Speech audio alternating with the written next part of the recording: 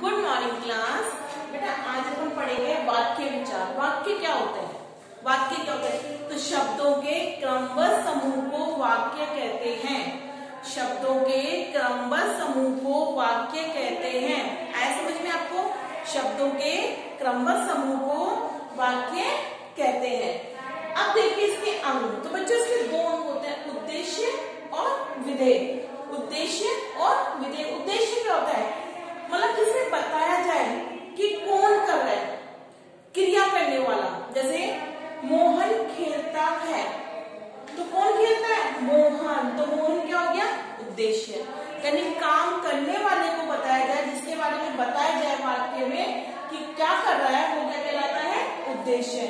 और वाक्य में क्या हो रहा है, वाक्य में क्या हो रहा है वो कहलाता है विधेय। जैसे खेलता है, खेलता है तो ये क्या हो जाएगा? विधेय।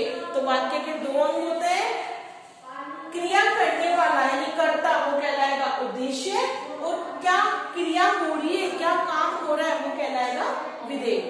आगे समझ में आपको? अब है इसके प्रकार। वाक्य के बेटा दो प्रकार होते हैं, अर्थ के आधार पर और संरचना के आधार पर। अर्थ के आधार पर और संरचना के आधार पर। अर्थ के आधार पर देखिए सबसे पहले विधानवाचक वाक्य। विधानवाचक वाक्य क्या होता है? जिसमें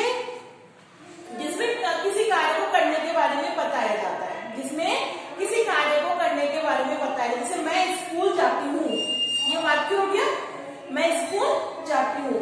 निषेधवाचक जिसमें किसी कार्य के लिए नहीं होता है, मैं स्कूल नहीं जाती। मैं स्कूल जाती हूँ यानी अगर कोई वाक्य में कार्य को करने के लिए बोला जाए तो वो कहलाता है विधानवाचक। और जिसमें कार्य को नहीं करने के लिए बोला जाता है, मैं स्कूल नहीं जाती, वो कहलाता है निषेधवाचक। आगे समझ में?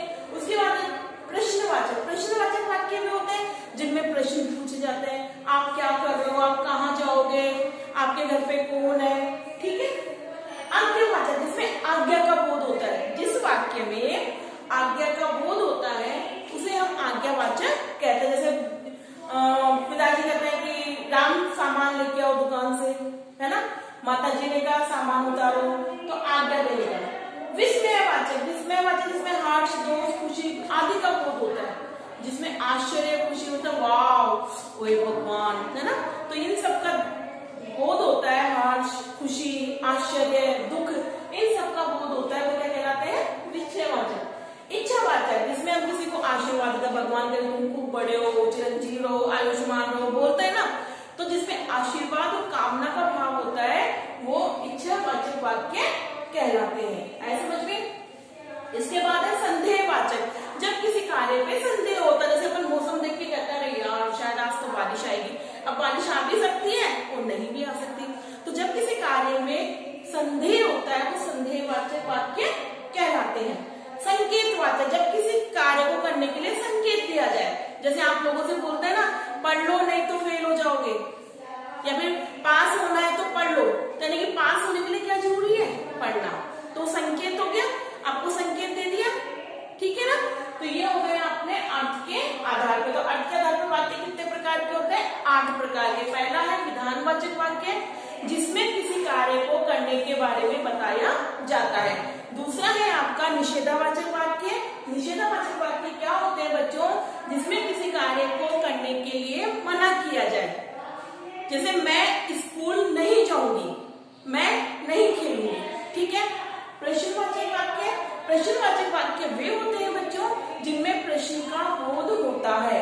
ऐसा समझ में? आज्ञावाचक वाक्य, आज्ञावाचक वाक्य वे होते हैं जिनमें आज्ञा का बोध होता है, जिसमें आज्ञा का बोध होता है। विस्मयवाचक जिसमें मन की खुशी, दुख, आश्चर्य इन सब का बोध होता है, मन के भावों का बोध होता है, ठीक है। इच्छावाचक वाक्य जिसमें आशीर्वाद और कामना का बोध होता है, जिसमें आशीर्वाद और कामना का बोध होता है। संदेहवाचक वाक्य जिन वाक्यों में संदेह होता है, जिन वाक्यों में संदेह होता है। और संकेतवाचक वाक्य जब एक क्रिया को करने के लिए दूसरा क्रिया पर निर्भर रहना पड़ता है, जैसे अगर तुम पास होना चाहते हो तो पढ़ना पड़ेगा, पढ़ोगे तो पास होगे, बारिश आएगी तो फसल अच्छी होगी, ठीक है। तो एक क्रिया दूसरी क्रिया पर निर्भर है तो वो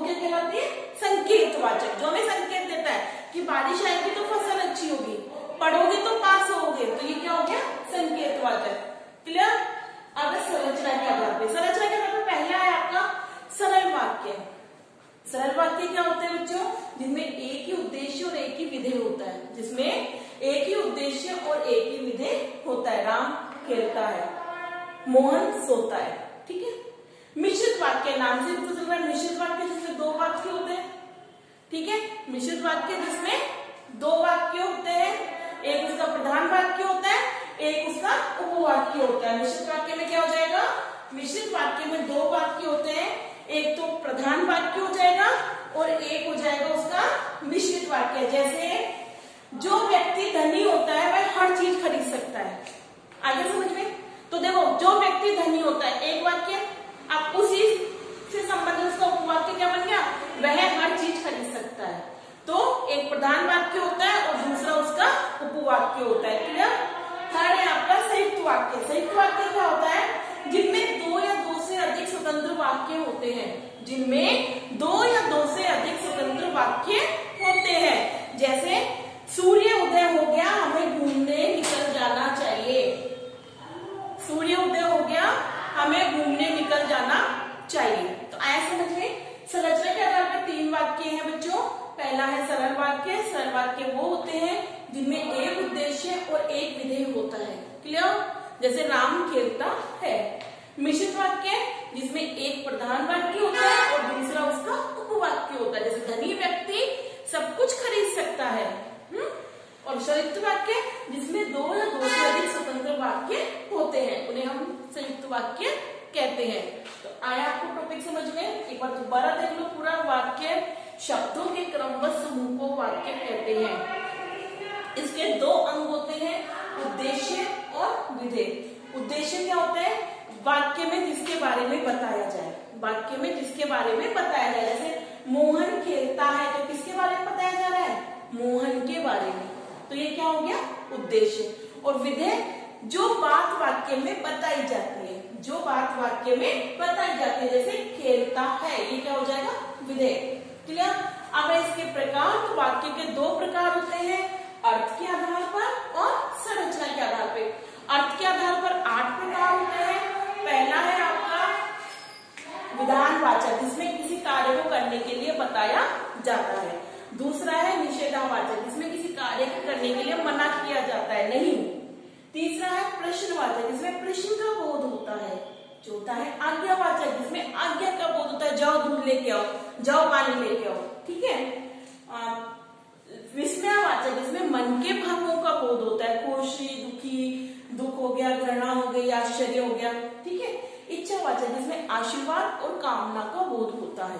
क्लियर। उसके बाद संदेहवाचक। संदेहवाचक वाक्य क्या होता है, जिसमें संदेह का बोध होता है। जैसे बारिश आएगी, है ना, बारिश आएगी, शायद मौसम खराब होगा। ठीक है।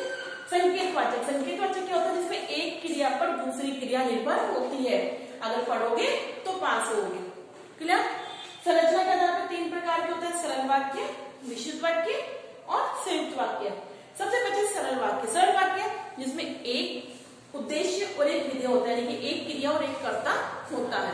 मिश्रित वाक्य जिसमें दो या दो से अधिक वाक्य होते हैं, एक प्रधान वाक्य होता है, दूसरा उसका उपवाक्य होता है। क्लियर।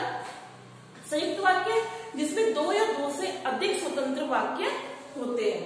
आगे समझ में आपको चैप्टर।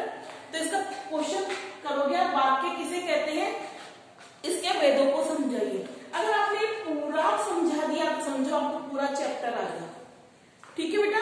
तो ये मैंने आपको चैप्टर समझा दिया है। चैप्टर पढ़ेंगे और क्वेश्चन करेंगे, वाक्य किसे कहते हैं, इसके भेदों को समझाइए। Thank you.